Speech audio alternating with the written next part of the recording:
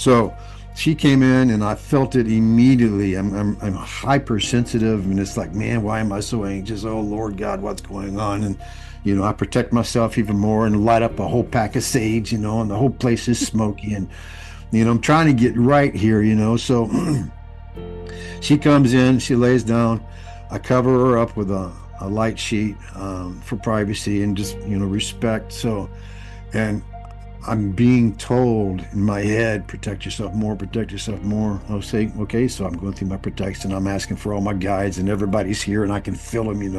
The door's open, and we're ready to go. And I touch her head, and I touch the head, all the head first. So I'm on her head, and I go to her ears, and as soon as I touch her ears,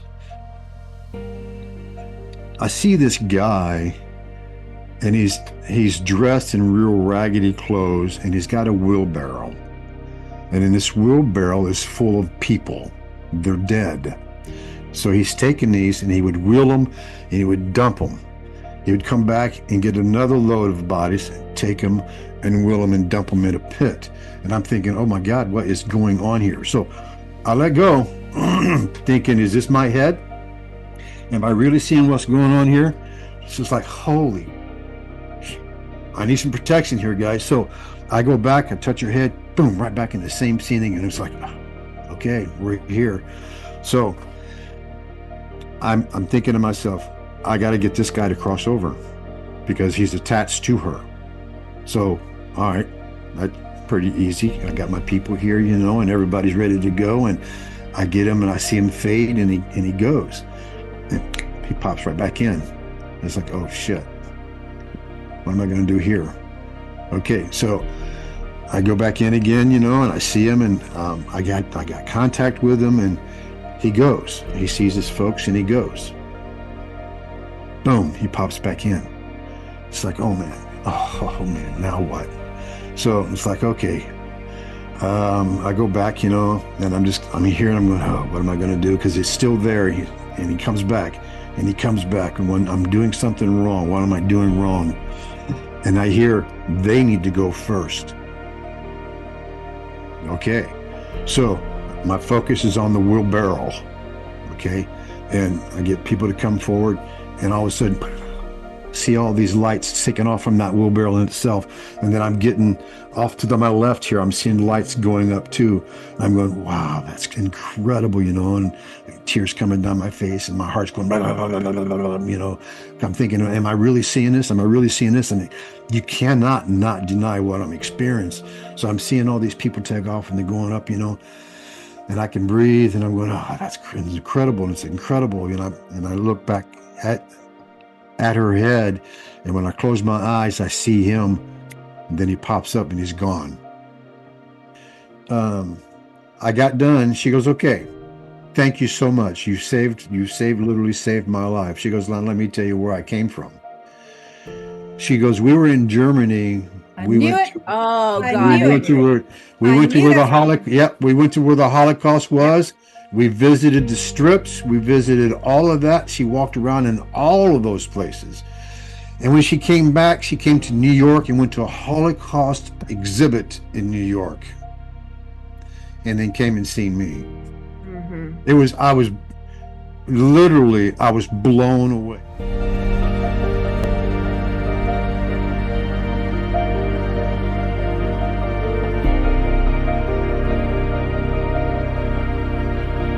Welcome to Souls on Tap. I'm Julianne Thon. And I'm Jennifer Cross. Today, we'd like to welcome back Randall Smith. And for those of you who don't know, Randall's near-death experience at age 6 forever changed his life from that day forward. It awakened psychic gifts, allowing him to guide souls as a psychopomp, and set him on a path towards shamanism, Reiki, and intuitive healing. Randall's near-death experience was also studied by Dr. Bruce Grayson, who is an American psychiatrist and near-death experience researcher. Welcome back, Randall. Hi, Thank Randall. you, Julian. Thank you, Jen.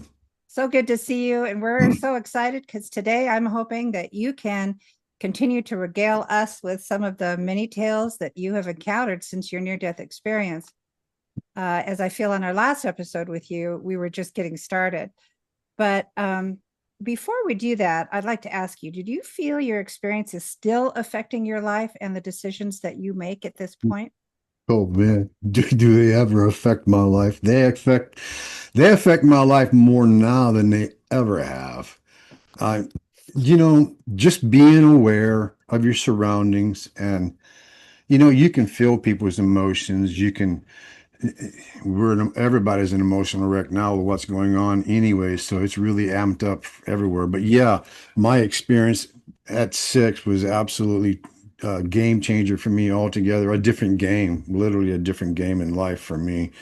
As we were talking beforehand here, where do you where do you continue from?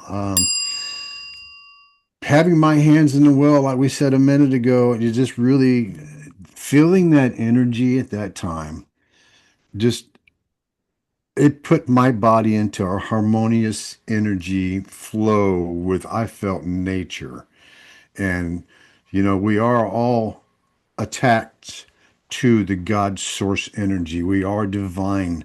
So, and then doing that, growing up, I just had just so many different crazy things happen to me all through my life until I had no choice. I felt like I've got to stop doing this, and I've really got to jump headfirst into doing the paranormal stuff because that was feeding my soul. So, and in doing that, I would have people ask me to, touch their head or their back or things of that sort, to exchange the energy. I didn't know what they wanted. I just, you see all the tales of the preachers and this and that healing people and all that good stuff, So I thought, you know what? Maybe there's something to it. Okay, here, come here. I'll touch your arm or your neck, your head or whatever, and then they would go, hey, I feel much better. So light bulbs started going off with situations like that. And then I saw spirit. I would see spirit all the time. I would see it walking from one house to another, through the doorway, through the hallway, around. I'd get woken up from a dream and there's a spirit standing at the end of the bed, that kind of stuff. And it's like, what's going on? And I kept getting visitations and I didn't really know what to do. I would talk to them and they would ask for help. I didn't know what to do. I mean, I'll talk to you. I mean, I'm not God. I don't know how to help you. So I have a few situations like that occur, and I need to learn how to do something here because I can't let these people just. I don't know what to do, man. I can't live with that. So Yeah. I started studying shamanism in the '90s. Dr. I can't remember his name right now. Michael Harner from the Foundation for Shamanic Studies, and then Sandra Ingerman, and a few others from there. And I learned a lot of things by going to there, and it made me more confident in myself to be able to help because now I'm getting the knowledge of how to do a soul retrieval, how to bring people's soul fragments back from a devastation injury or something in their life. We can bring soul pieces back. So I learned how to do things like that. And in the process of doing that, I met a couple other people and they were doing what they called psychopomp. I didn't know what a psychopomp was. You hear psycho, you think people are crazy. You're going to pump it. I don't know what a psychopomp is. So I took advanced depossession and curse unraveling. I took 1, 2, 3, and 4. So I had 4 years of just basic head in the game. We're going to take this on and see what goes on here. And during the classes, I was crossing over animals and farmers, and I have a plethora of different types of people. And then all of a sudden, I get a couple aliens pop in. I mean, gray aliens, and Were they the tall grays or the little grays? the little grays. And I mean, other than that type of thing, when you see them, I mean, that's not a respect to them. I mean, it's like you scared the crap out of me, man. So it's the same. They go to the light. They come from the light. Everything goes to the light eventually. So people came. I mean, not people, but their kind came from the light and they went over. And it's like, wow, that was freaking incredible, Yeah. And you think, okay, I'm doing this, I'm touching people, and I'm seeing this in my head. And I'm thinking, I have a great imagination. I'm a musician, I'm an artist. I can bring stuff in like this. But when it happens 3 or 4 times within the next couple of days during the classes, you can't dismiss it. You've got to go, there's something serious about. I have always believed in aliens. I've seen alien crafts. I've seen UFO crafts. I've seen tons of them throughout my lifetime. And I think it's because of dying and coming back. So anyways, during this class, this is happening. I'm going, wow, this is incredible. So I was in my 40s, early 30s, no, mid 30s, mid to late 30s when I started doing all of that. So in the time of doing that, I also started taking Reiki. So I have people ask for hands-on healing. I don't know what I'm doing. I touch you and I say prayers and things like that, and then the pain goes away. I needed to be more focused and more direct. So I took Reiki and I became a Reiki master, which is a blessing. And again, your guides will give you stuff that you need throughout your lifetime. If you're paying attention to the signs, they're going to give you more signs, and they're going to give you more signs. And before you know it, you can read a lot of the signs. So I did the Reiki, and what a God blessing that was. I thank my guides all the time for that, and I use them all the time because of that. So, and in doing those things right there, the client list has grown immensely, and the craziness has grown absolutely immensely. I'm going to give you one story in particular. I'm going to give you a few, but I'm going to tell you this one in particular. I have been doing this hands-on healing now, I don't know, 10, 15 years. And I've had this one client, excuse me, that I have seen for a few times. So she calls me on her flight from New York to Fort Wayne. She calls me just before she's loading on the plane. She says, I got to see you, Randall. I got to see you, and I got to see you. Your first available appointment. Can I come in? Absolutely, you can. Come on. So I said, call me when you land and I'll get you in. She says, no, I'll need to sleep a day and then I'll come over. Okay. So the next day she came in. I prep my room. I prep myself before I do anything because you just don't know what's going to come and visit you, because I've seen spirit all my life and I've seen all kind of crazy things all my life. So she came in and I felt it immediately. I'm hypersensitive, and it's like, man, why am I so anxious? Oh Lord God, what's going on? And I protect myself even more and light up a whole pack of sage, and the whole place is smoky, and I'm trying to get right here, So she comes in, she lays down. I cover her up with a light sheet for privacy and just respect. So, and I'm being told in my head, protect yourself more, protect yourself more. I'll say, okay, so I'm going through my protection. I'm asking for all my guides, and everybody's here and I can feel them, the door's open and we're ready to go, and I touch her head, and I touch the head, all the head first, so I'm on her head and I go to her ears. And as soon as I touch her ears, I see this guy, and he's dressed in real raggedy clothes, and he's got a wheelbarrow. And in this wheelbarrow is full of people. They're dead. So he's taking these and he would wheel them and he would dump them.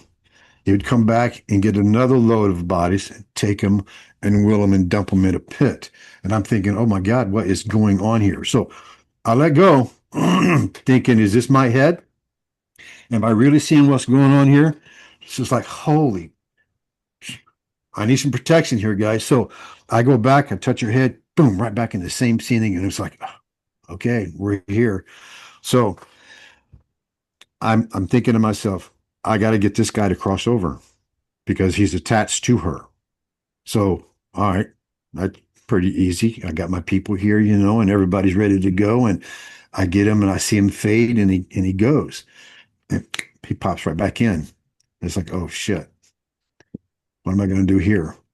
Okay, so I go back in again, and I see him, and I got contact with him, and he goes. He sees his folks, and he goes. Boom, he pops back in. It's like, oh man, now what? So it's like, okay. I go back, and I'm here, and I'm going, oh, what am I going to do? Because it's still there. and he comes back and he comes back. And when I'm doing something wrong, what am I doing wrong? And I hear they need to go first. Okay. So my focus is on the wheelbarrow. Okay. And I get people to come forward, and all of a sudden, see all these lights taking off from that wheelbarrow in itself. And then I'm getting off to my left here. I'm seeing lights going up too. I'm going, wow, that's incredible, and tears coming down my face and my heart's going, blah, blah, blah, blah, blah, blah, I'm thinking, am I really seeing this? Am I really seeing this? And you cannot not deny what I'm experiencing. So I'm seeing all these people take off and they're going up, and I can breathe, and I'm going, oh, that's incredible. And it's incredible. And I look back at her head, and when I close my eyes, I see him, and then he pops up and he's gone. And then the wheelbarrow is basically they're empty, and it's like, wow, did that really just happen? I mean, I'm seeing a blank screen of just a wheelbarrow, and there's nothing. It's like, oh my God, that's incredible, So trying to shake that off and concentrate on what I'm doing. So I do the shoulders, and I get the throat, and I do the rib. Can I interrupt you for a second, Randall? Yeah, absolutely. Because this is just so fascinating. Just your stories are amazing. So when you heard they need to go first, yes, right? You need to take care of them first. You're talking about the bodies that you saw being wheeled. Okay, I just wanted to make sure. Okay. Yeah, the souls that had occupied those bodies were still there. Okay. They were lingering because they didn't know what had happened. So yeah, so I do the rest of the body, and I finished at the ankles, the feet and the ankles. When I'm at the feet and the ankles. I'm making the energy go through the body. I'm checking for any more attachments and whatever else is going on. I bring energy back into her and fill the void that was just taken out of her. So you got to bring the energy back to the person. If you don't, you leave them depleted and they'll get sick. So I bring the energy back into the person and blow it into her legs, and I can see her. It's amazing. I mean, I'm doing this in my mind, and I let out just a small breath as I have my hands on her. I don't want her to feel me breathing on her, but when I do that, inevitably, almost 99% of everybody will take a deep breath. It's like, this is amazing. I don't know how it works other than what I've been told and taught and life experiences and this and that. But every time that happens, it's like, thank you, God, for putting me in this place to be able to help people. So I do that, and I sit her up, and we talk, and I offer some water, because of the fact that there's so much energy that went through you, your sugar level is going to drop and things like that. So I offer her, some fruit or a candy bar or something like that. And she took an apple and something to drink from what I remember. So, and then we talked about the whole situation, and I got done. She goes, okay, thank you so much. Literally saved my life. She goes, let me tell you where I came from. She goes, we were in Germany. We went to where the Holocaust was. Yeah. We visited the strips. We visited all of that. She walked around in all of those places. And when she came back, she came to New York and went to a Holocaust exhibit in New York. And then came and seen me. Mm-hmm. I was blown away because of that one in particular. I've done thousands of those types of things since then, but that one in particular, it concreted in me that you are doing what you're supposed to be doing in this lifetime.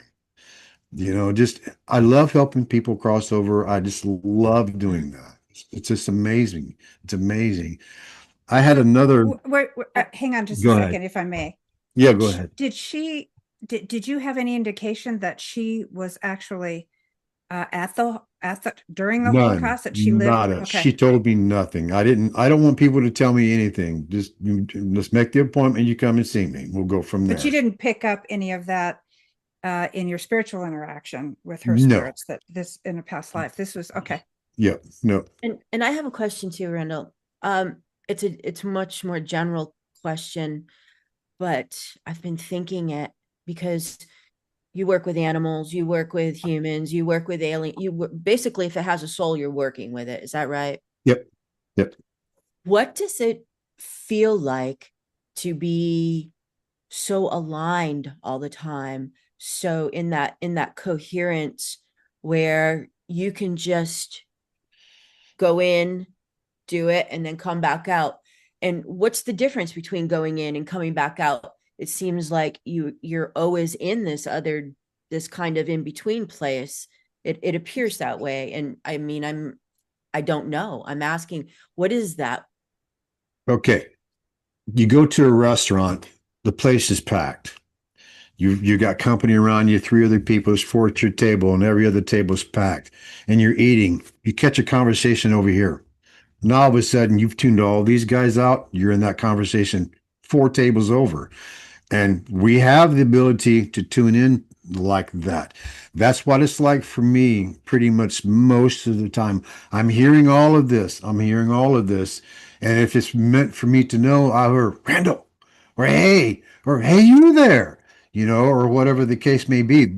They'll let me know that the message needs to be given to something or something needs to be done or something like that. Typically, is what happens for me.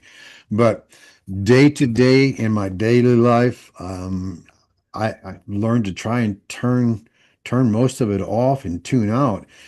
We are on an emotional planet, and everything we do is based out of our emotions. So, and being intuitive, you guys know how we tune into people's emotions, and sometimes we can be an emotional wreck just trying to keep everybody out here. So I protect myself multiple times a day, multiple times a day, you know, inside and most definitely out, and my aura. And if I don't, I'm a bumbling mess by the end of the day. I feel like a 2-year-old type of deal. So yeah, it's I've learned to tune out. So you are literally in tune. You can hear the conversations like right now if you wanted to. Yep. Okay. So All right. are you pretty sure you're going in and out of other dimensions when you're doing this? When I hear a conversation in my head, I know that is dimensional, as opposed to in my physical ears. I know that's the physical part.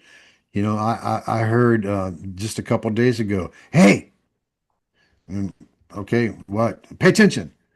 Okay, I have been, and a truck goes by the red light that was green for me to go, Yeah. so yeah, it, when you hear it, you hear it. When you know, you know. Right, It's kind of right, like one of those things. right.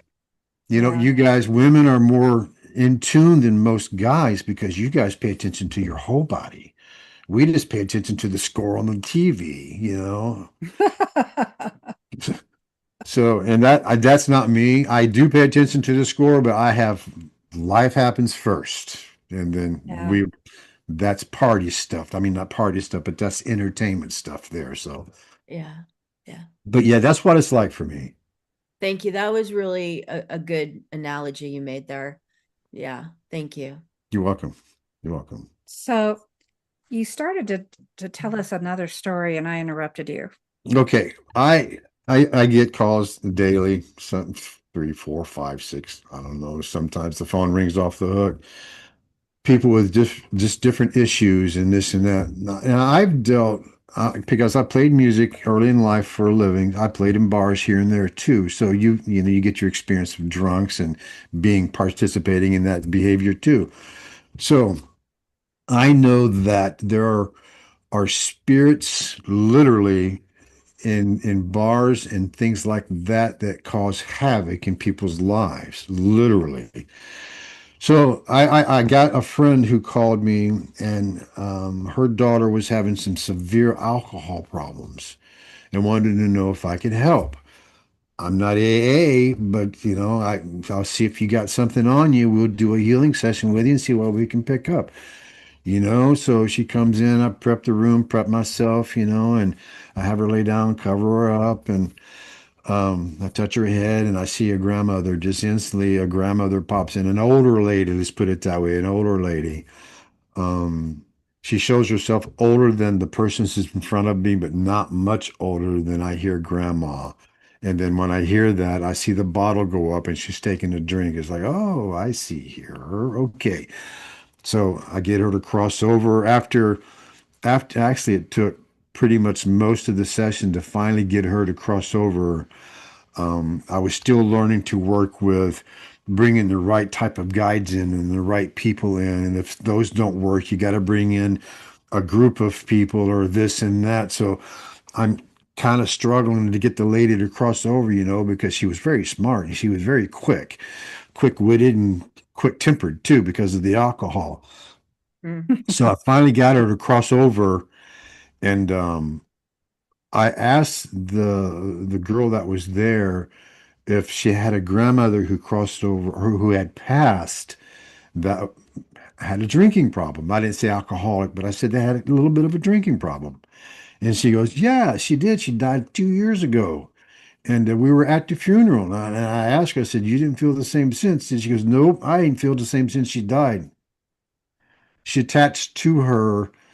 And in order for this girl to satisfy the drink Yeah. of the grandmother, she had to hammer it and she had to put them away and put them away and put them away in order for the grandmother just to get a little sliver of a taste of the alcohol. So once she crossed over, she didn't drink. And I've been in touch with her several times and she hadn't drank now. It's probably 15, 20 years she hadn't drank Mm. any alcohol. So, I mean, once you get the attachment off of a person, and then they get them to cross over, they can have their life back.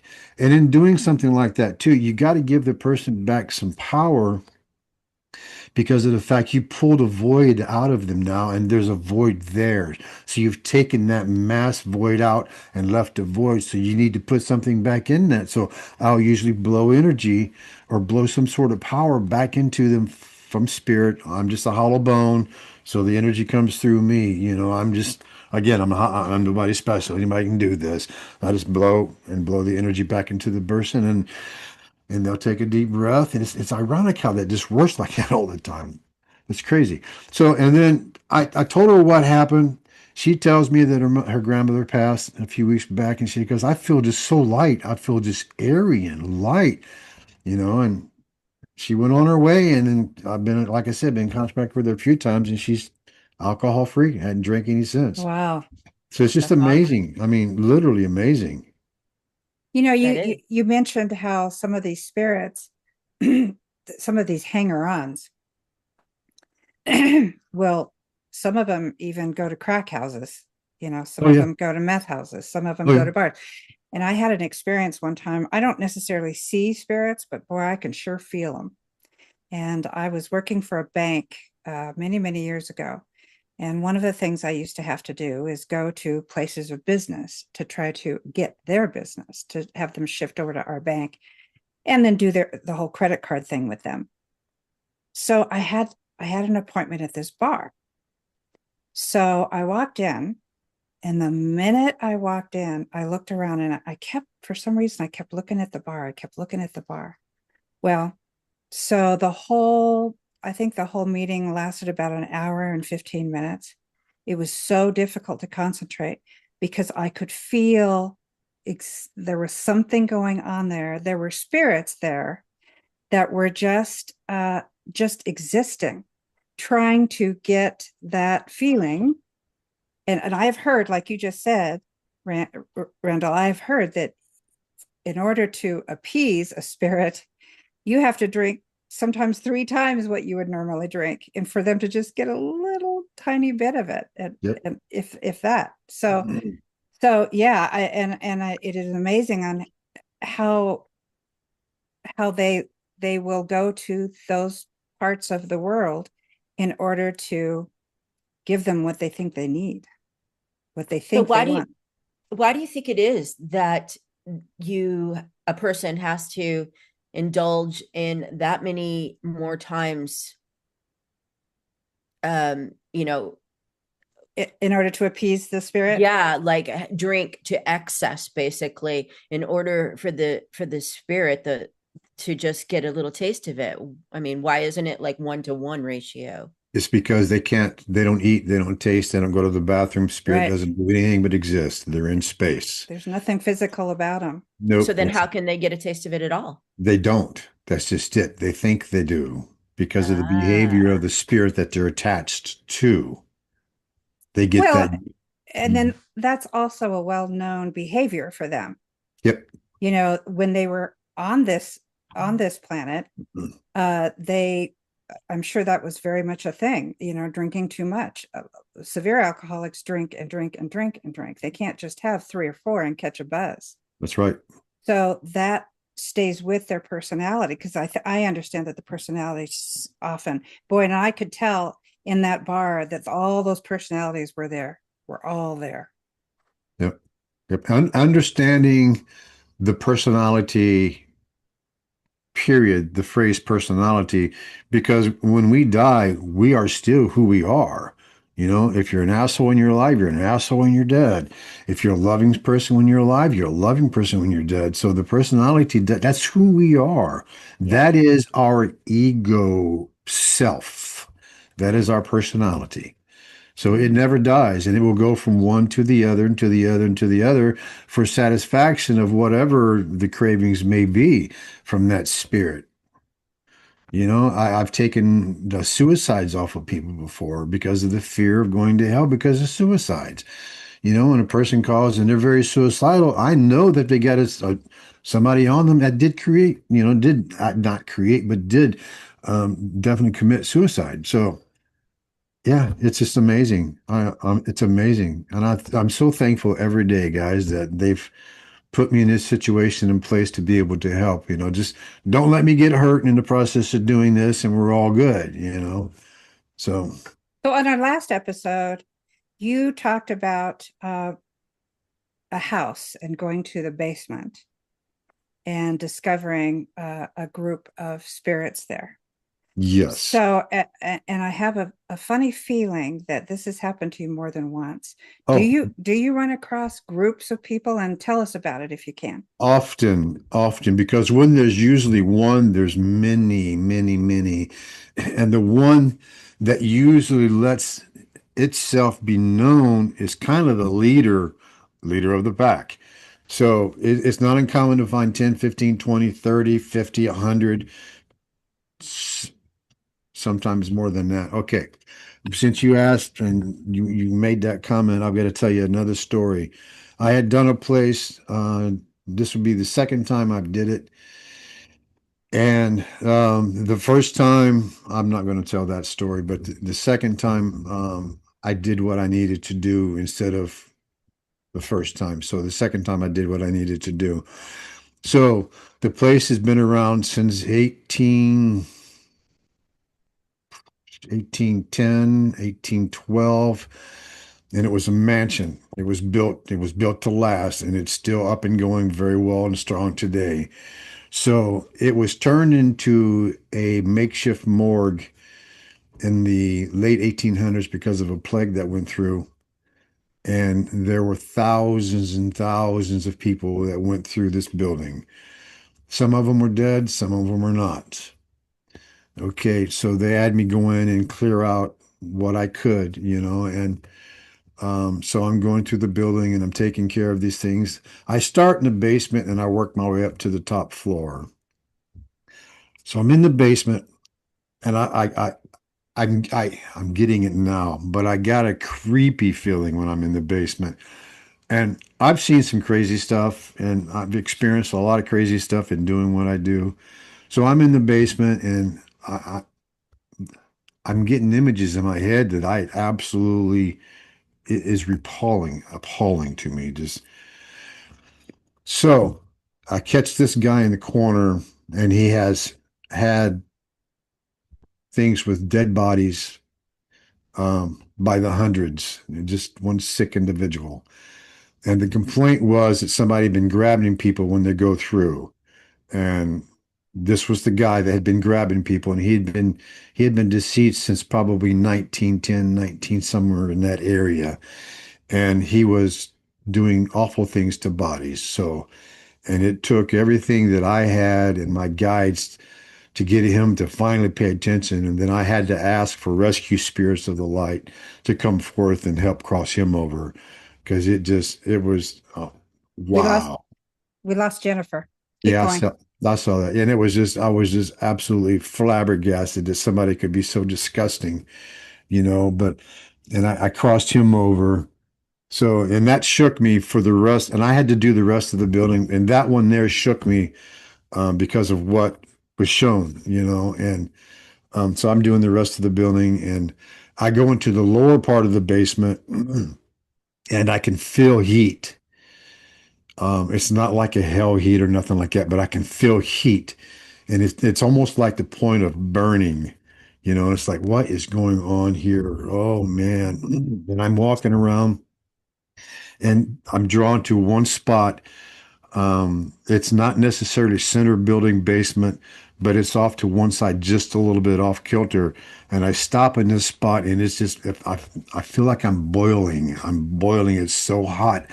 And I step out real quick. It's like, what is that? Ugh. And I kind of relaxed a little bit. And when I did, I saw a furnace and they were burning bodies there. There were some that were so bad that they were just burning bodies and burning bodies and burning bodies. It's like, oh my God. So the light is open, all these spirits are here helping, and all I'm seeing just swirls, just flashes and flashes and swirls and flashes. And finally, that room felt calm. So I go through the rest of the house and go through the rest of the house, and I get to the top floor, and the original owner of the place is upstairs, and she was scared to go through the rest of the house, and she was already dead. So she was scared to go through the rest of the house because of what had been going on in the rest of the house. So she basically stayed upstairs.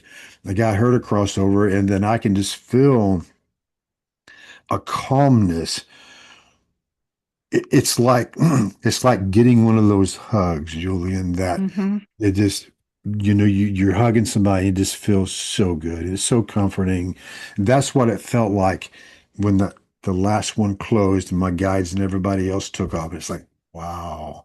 So, I'm giving the building a hug and literally walk over and hug a wall, and bless the building and things like that. But I don't know how many thousands, honestly, then I mean thousands of people crossed over that day, but that was just absolutely, Wow. that's And another mind-blowing thing, well, and I go, you were there to help cross these absolutely. people over. And Was this a crematorium, you think? it was used as later on in the building's history, it would turn into a funeral home. But beforehand, it was not, it was somebody's home. It was a mansion. And the local government, what did they do? They came in and said, we need this because of the amount of people that we got to Okay. process and take care of. So they used it for that Okay. process. And I don't think the family really fully lived back in the house. I wouldn't after that. So Yeah. I think that the date that you came up with there that you could tell that you were in, that would have been the Spanish flu. yeah, I don't know what it was. I Yeah, it would didn't. have just been wiping people out like Oh, crazy. and I just could not believe the amount of people. And when I'm downstairs in the basement and I'm blessing an area, I can feel the old cart with the wheels, the horse-drawn cart, and they would dump a casket and let it go right down into the basement window. And it's like, holy, what do I gotta, so you gotta do the whole, you do the building, then you go outside and then you do the land and the places around. And now you try to get rid of, or not necessarily get rid of, but to at least diminish the stain that it has left in this time signature. So you got to try and take care of that too. It's like, holy crap. So do you think that spirits that exist like in that case, are they in a loop? Do they just Yep, keep experiencing this over and yep, over again? Wow. yep, yep. The death loop. Sure are. They sure Wow. are. I mean, I wouldn't want to be there. Yeah, no, not at all. And back in those days too, Julie, when I think about it, is religion was so Hmm. down your throat and down your Hmm. throat. And if you died from something, and then you've got all these other people dying, and you got groups of people that were alive. Now they're dead and they're in the blue gray world and they're all conversing and the light appears. They're going, oh, it's the devil coming for us. So people will stay. People will stay. So, Yeah, because I have also heard from different psychic mediums that sometimes our belief system, in some cases, carries over to the other side. We see what we believed on earth is happening. absolutely, until you go into the light. Once you Until you go go into into light, the right? light and you've had your life review, your guides are there, Right. and your soul group is there to greet you. Now you're out of the loop, and now you're going to go and figure out what you're going to do for the next lifetime, if you're going to come back the next time or not. And maybe you need a little break here. Give me a couple of 100 years off or something. So what is it, if it's all right that I ask this question, what is it that you do in order to entice these souls to go to the other side? Because I have certainly come across some attachments during my hypnosis sessions. And on occasion, some of them are stubborn. They don't want to go. And you have to work a long time with them, sometimes do 2 sessions in order to get them to go. Right. Yeah, well, there's a few things that I do. Of course, I protect myself before I do anything. I got to make sure that I'm good before I open the light or the door for these guys to come through. So I always ask for family, friends, and loved ones of those that are trapped here to come forth from the light and assist and help with the healing and help them to cross over and to go home. And then I'll ask for my guides to give me the right things to say to those whom I come across. And if I can't do that, please help or interject how you need me to do or whatever you can do to help out here. And if that doesn't work, then I'll ask for rescue spirits of the light and or warrior spirits of the light. When I do battle scenes and things like that, I ask for warrior spirits of the light because almost all warriors that have died in war, if you get another warrior coming from the light, Valhalla, if you get another one coming from the light, they're going to go with them because, hey, that's my brother. We're going over there. So by bringing family, friends, and loved ones here first, that will usually entice, I would say, almost 100%. You get the stubborn ones, the 1% or the 2% who might stick around just to cause havoc. And then I'll ask for rescue spirits of the light to come forth and grab them and take them home. With the light as active as it is right now and the veil as thin it is right now, I'm getting multiple calls every few. I'm surprised, but I turned my phone off. So, but yeah, it's amazing that uh, how many occurrences are happening now because the veil is so thin. And with Three Eye Atlas out there causing havoc on our planet right now, too, the veil is very, very thin. A lot of spirits are leaving. A lot of spirits are leaving. So, yeah, it's crazy. It's crazy times right now. Do you think that it's even crazier because we have so many souls on the planet? Like there, I don't know of another time, maybe prior to recorded history, when there was this many souls on the planet. Well, we've got 4 to 5 times this many that are not on this planet that are still here. So within the ethereal Ooh, area and wow. out there. So we don't know how many souls there actually is. I mean, so we don't know how many people, we just don't know how many actual souls there really are. So there's what, 8 billion people here, almost 8 billion people here right now. Yeah. Yeah. Yeah, yeah, yeah. And sometimes you feel like you cross that many over in an afternoon. Not really, but but it, Yeah. it can get crazy. But the activity is definitely amping up quite considerably.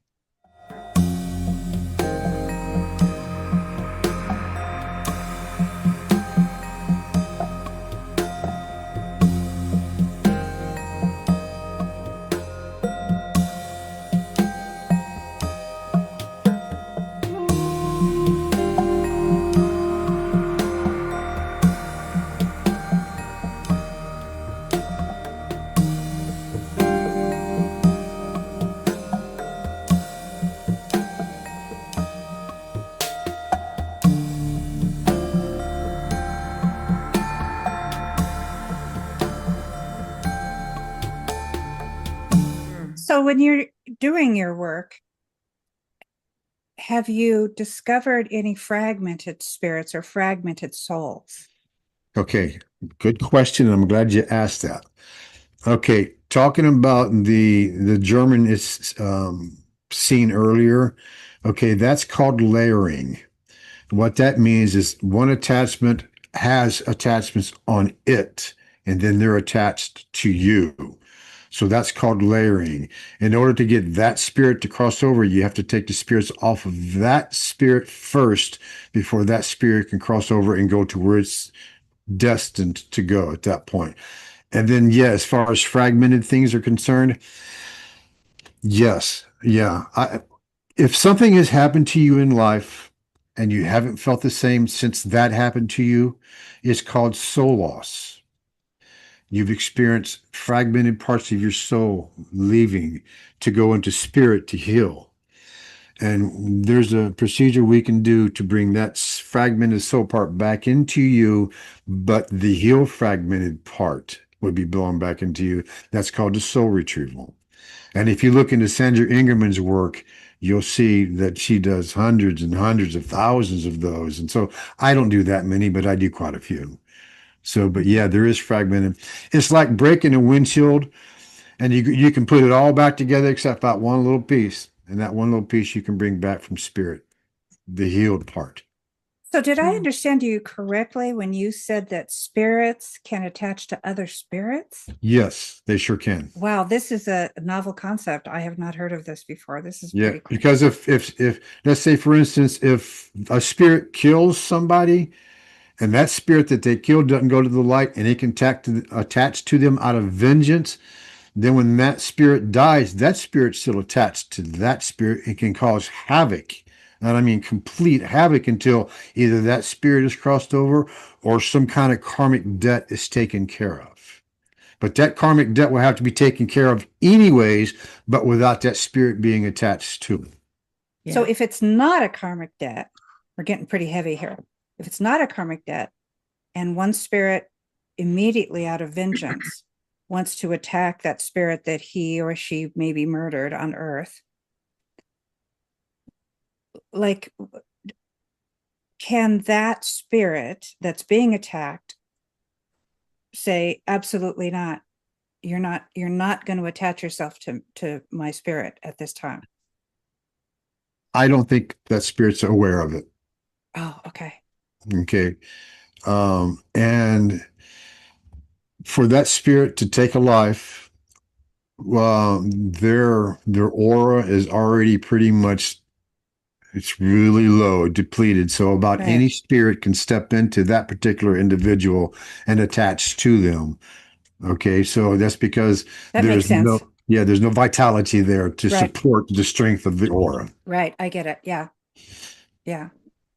Yeah. That's the Can go Go ahead. ahead. I was going to say, can humans attach to animals and vice versa? Yes. Yes. Have you come across this? Yes. Why would you want Wow. to? I don't know, other than loss, the emotional side of the loss, it's unbearable because of the dependency that they have put on each other. The animal could attach to them. But as far as the animal attaching to a human, most of the time they'll hang around for a few days and they're out of here. Now, Mm. us, because I'm not saying animals are not critical thinkers, they're instinctual thinkers. We have critical thinking abilities. I don't know exactly how they think, but I'm not degrading any of them.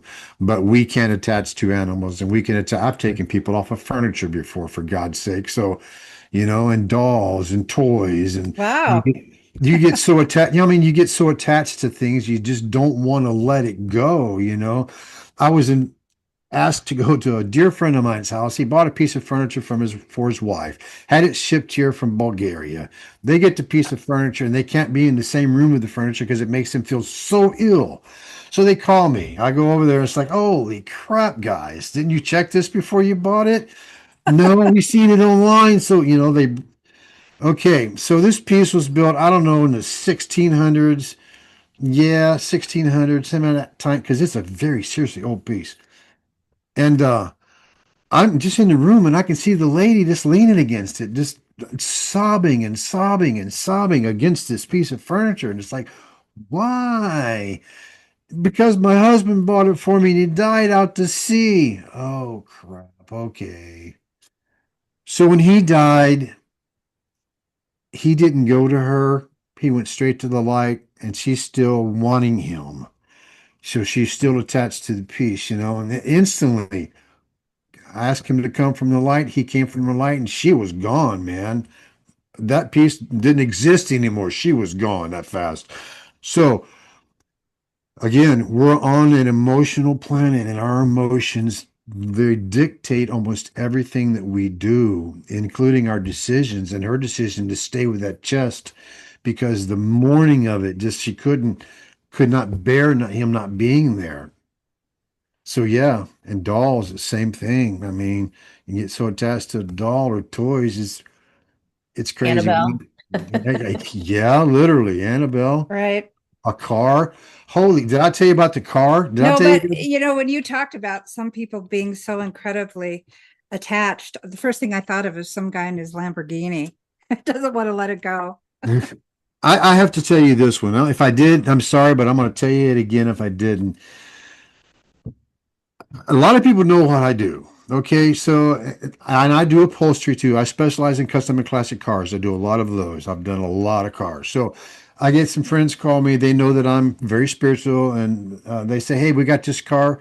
We want to come over and take a look at. We want you to put an interior in it for us." Okay, I'll go over, and it's like, holy crap! Why am I seeing people laying around this car? I see them laying in it. I see them laying in it, under it, around it. It's like, oh, I go back outside, I shake it off, and I put my protection. I didn't think I had to put protection on me, go look at a car. So I go outside and put my protection on me, and I'm doing all this, and I go back outside, and she's laughing. She goes, "You saw him, didn't you?" I go, "Holy crap, yeah. Why would you do that to me?" So, okay, I give him an estimate on the car, and it's like I'm getting chills just thinking about this stupid Yeah. thing. So I do this. I do what I need to do there. Okay. I take the seat out and I take it home, and I get the seat repaired and I'm doing all this and I keep seeing these people and I'm seeing these people. I'm crossing them over when I see them. Okay. So I'm done and I get the seat cleaned up and I get it all put the seat in the back. I get them put back together and this and that, and I'm looking at the seat and I'm cleaning it and I get this little red spot and I'm going, oh, what the hey? And I'm going, uh-oh, that's blood. Crap. And it Oh ain't off of no. me. I check me, first I check me, make sure it ain't me. So it's a dried spot. And my girlfriend at the time, she goes, "Here, let me clean it." No, you can't do that. You can't do that. So I call him and I say, "Hey, I've got this blood spot here on this seat. Uh, do you want to call the police back in and have them come and look at the car and this and that?" And he goes, "Nope, I can't afford to have them impound the car." So Uh, and that of course sparks some interest right there. So Yeah. um, I got my hand on that spot right there, and I see this she dark complected, very pretty girl, probably 19, 20 years old, real curly hair, just a very pretty girl. And I see her and I see her and it's like, oh, you son of a. And this is one of okay. So I cross her over, and I deliver the seat back. And then I'm in the garage and I unload the seat and I sit it down and he pulls out these boxes that belong to the car. And these boxes had FBI tape on them. And it's like, oh crap. So no wonder I'm seeing and feeling all this. So I've crossed over, I don't know, 15, 20 people at this point, and it's like, I don't, this is crazy, man. This is crazy. So they tell me the story of this car. This car was used to transport bodies. There were 45 people killed having involved with this car. He was a serial killer from the area. Let's put it that way. And there were 45 people, and 40 of them were transported in this car. And the spot that I repaired on the car was in the backrest of the seat, and it looked like somebody put a foot through it. So, and when I saw those things as I'm working on the car, of course, I'm not caring anything like it where they came from. I'm just crossing these people over to get them out of my house. Sure. So I'm crossing them over. So I asked him about it, and he goes, "Yep, it was involved in this. We bought it. We bought it at a good price from the dad of the guy who killed all these people, and it was his car." It's like, oh shit, seriously, man. I love what I do, girls, don't get me wrong, but sometimes I don't like experiencing things like this. I wouldn't think so. You know, Yeah. there's no like to this. And I'm not going to say anymore. And it really pisses me off that people exploit stuff like this too. I'm going to say that. Yeah, I've seen that Do done. do people uh that have already crossed over come to you to try to get you to try and solve their death, their untimely deaths? I've got one that I'm working on. Um, I got one that I'm working on now, and it's been a 4-year case, Oh, going on 5. When they came to me, I told them where they would find him. They went and just walked the place. They didn't dig, so they didn't go back. And I told them at the time when expansion goes on in the area, they'll find him, and they're going to start expansion sometime the beginning of next year. So we'll see. So But yeah, you I've done could several. actually be doing certain cold cases or Yeah, missing persons files. yeah, Wow. Wow, yeah. I mean that is in some ways that is wonderful for the families that and the survivors. yeah, Yep. I yeah, like being wrong, but I hate being wrong. It's Right. kind of one of those things, I Mhm. want you to find them, but I don't. I want them to be alive. You know Right. what I yeah. mean? So, yeah. Yeah. So the families come to you as well as the deceased people. Yep. Hmm. Yep. Okay. Yep. Okay. Yep. Now, my ex, her brother died here about 2 months ago, and he came to me the night that it happened.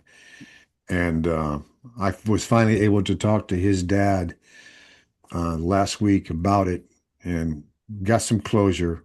So that was good. That was good. Yeah. That was tough, but it was good. Well, if it's somebody that you know or somebody that you have been emotionally involved with, I would think that would be even more difficult. Yeah, it is. Having to say anything is just, it's tough. But they come to you, you got to share the message. That's all it to it. If a spirit comes to me, I got to find out who I need to talk to because the spirit came to me. They wouldn't come to you if they didn't think you were going to be able to do something with it. Yeah. Do you find yourself, because I think that I would do this.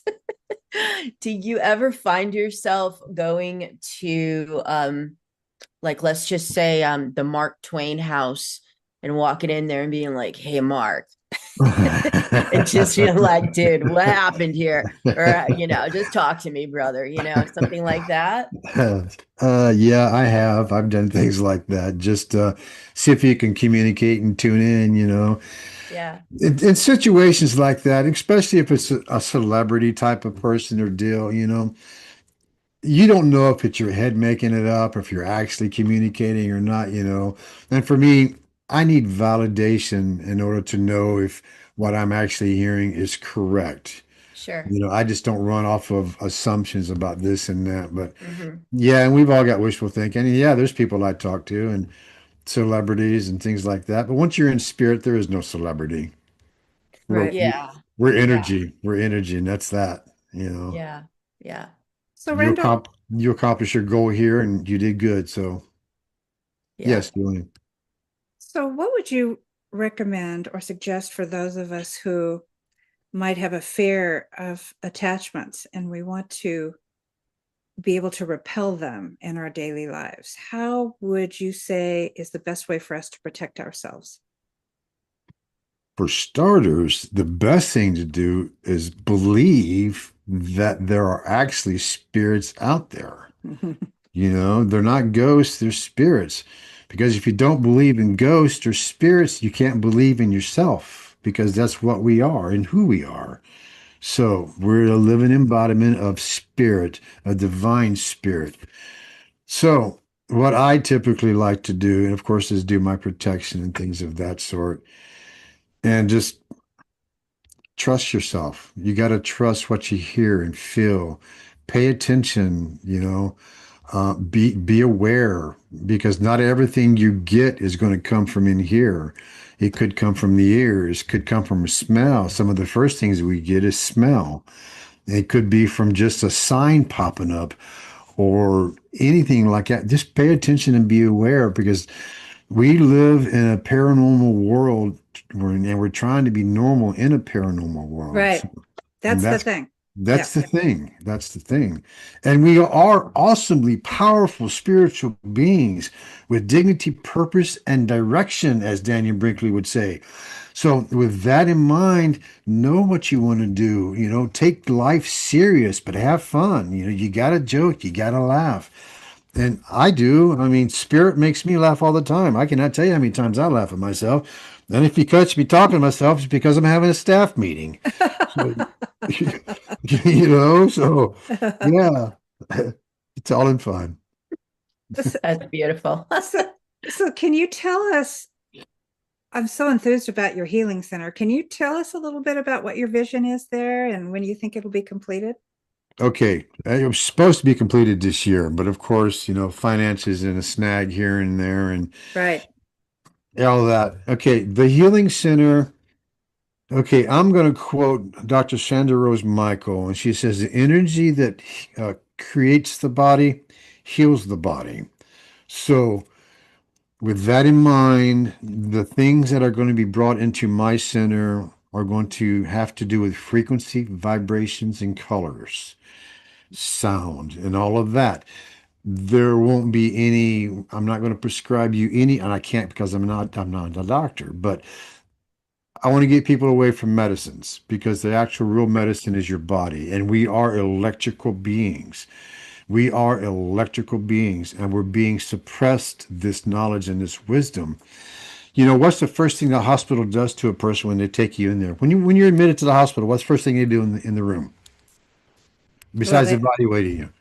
after they take your vitals, they hook you up to something Yeah, like an an IV IV or drip, something. an Yeah. IV drip. And Yeah. why does they give everybody saline solution? Everybody, every single person goes in the hospital. First thing they give you is saline solution. But you're eating too much salt. You're eating too much salt. You're having too much salt. No, you're not. You're not having enough salt. Our body is electrical. Salt is highly conductive. And that's how the rest of our body is supposed to work, by being conductive and conducted through the system. So being electrical, the devices that I have will bring you back into harmony with yourself and your surroundings. We all are supposed to vibrate at 7.83, which is the same as the Schumann resonance.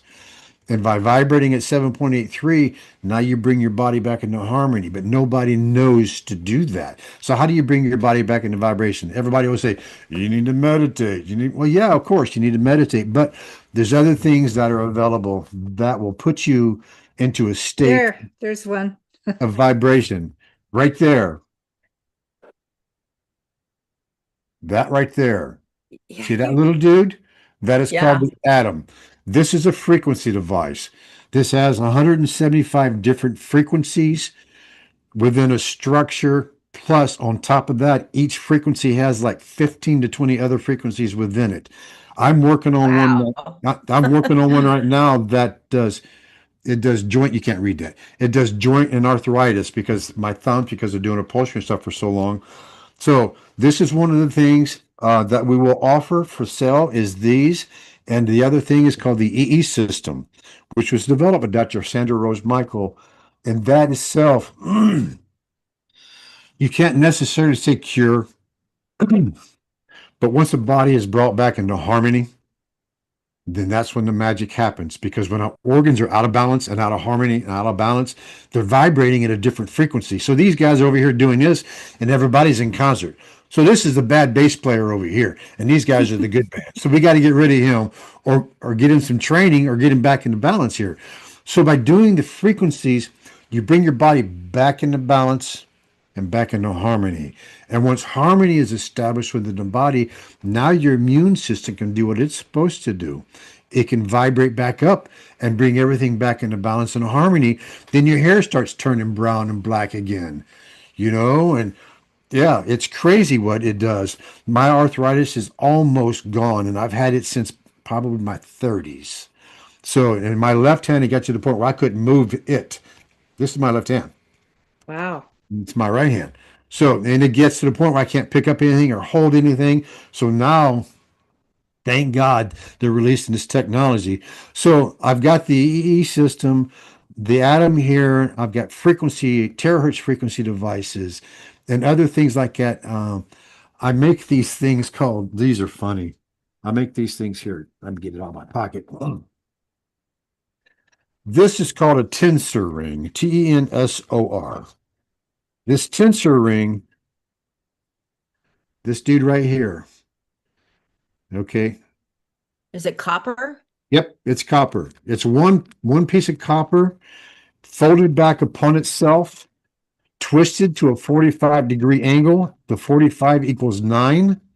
So it's twisted in a 45-degree angle, and it's cut at the sacred cubit measurement, which is what they used to build the pyramids. We've discovered this measurement 30, 40 years ago.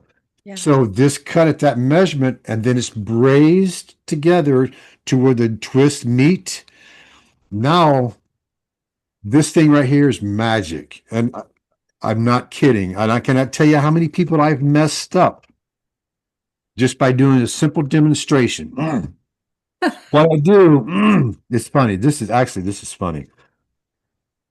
I have you stand next to me and I have you put your feet together.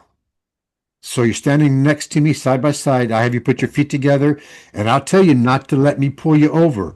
So I'll stand next to you and my left hand into your right hand. I'll pull you completely over. I'll put this in your left hand. Now I can't budge you. I have you lay it back on the counter because you're going, what the hell? What the hell? So I'll have you lay it back on the counter and I'll pull you back over again. I'll hand it back to you into your left hand and I can't budge you. I'll hang off your arm and I can't get you to budge. What this does is this will immediately ground you.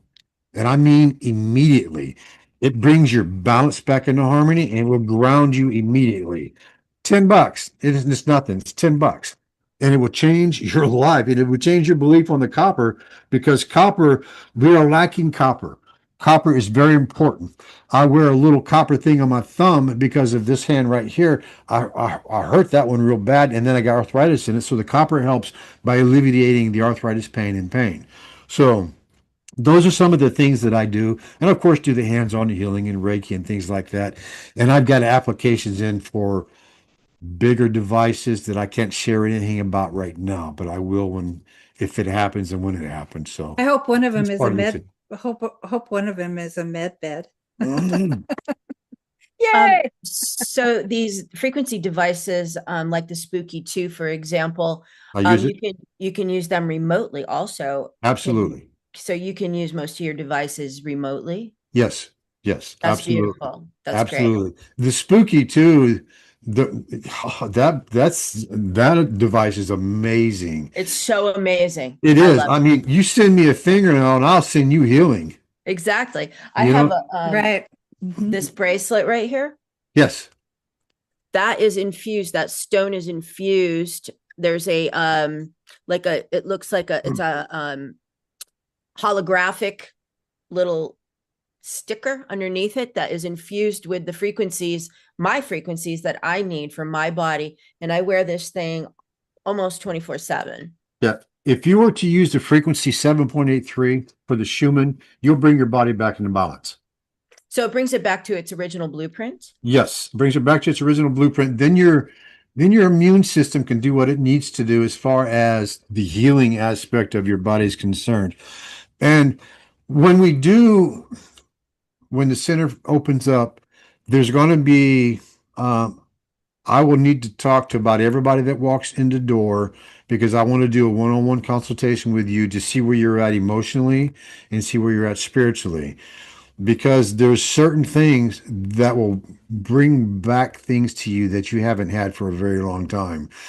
And how are you going to respond with your daily life now that you have these things back that you lost? Yeah. Like your mobility, or other things I can't really say a lot about because I've got certain things going on. So, but when you give a person back his life, then you got to make sure that they're still emotionally and spiritually connected so that they don't go back to where they were Right. before. Sure. Yeah. Because I don't want to be a drive-through healing center. Uh, I don't want to see you, but maybe once or twice. Yeah. Now, don't take that wrong, but Then come you're and doing your visit. job. Yes, come and visit. If it's a job you want me to do, let me see you maybe once, maybe twice. But for Right. the most part, come in and visit. See everybody else that's going through transformation. So what about when the Schumann resonance raises like Okay, it is now? we are in the process of an overall major shift.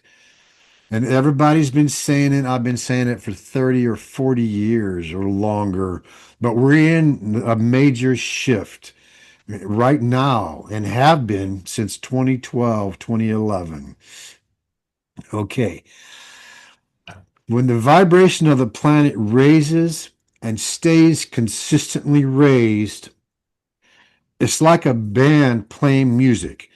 When the guitar player yells over to the other guitar player, modulation, that means you go up a key. So everybody really needs to go up a key or two or three to maintain harmonious interaction with the planet and what's going on.